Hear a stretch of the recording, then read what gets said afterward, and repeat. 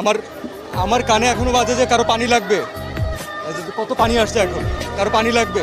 তো এটা যতদিন মাথায় থাকবে ততদিন পর্যন্ত আমরা শান্তিতে ঘুমাতে পারবো না। আমি জানি না আসলে এখানে কতটুকু আসলে এখানে ঢেকে ঢেকে বলা পসিবল। আমি কোনো ঢেকে কোনো কথা বলতে চাচ্ছি না আসলে। আর এটা এর বিচার যতদিন পর্যন্ত না হবে ততদিন পর্যন্ত বাংলাদেশে কোনো মানুষ শান্তি পাবে না, আমার বিশ্বাস। আমার পক্ষ থেকে তো আলাদা কোনো কিছু বলার না, যে পুরো দেশের মানুষই একই কথা বলছে। এবং দেশের মানুষ যখন সবাই একসাথে কোনো ন্যায্য দাবি রাখে তখন সেটা একটু হলেও মাথায় আনা দরকার যে সেটা ফেলে দেওয়ার মতো না।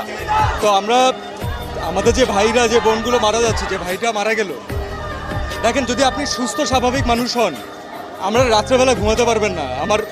আমার কানে এখনো বাজে যে কারো পানি লাগবে, কত পানি আসছে এখন, কারো পানি লাগবে। তো এটা যতদিন মাথায় থাকবে ততদিন পর্যন্ত আমরা শান্তিতে ঘুমাতে পারবো না। এবং এটা দেশের একজন নাগরিক হিসাবে আমরা তো সারা জীবন মানুষের জন্যই কাজ করেছি। আমরা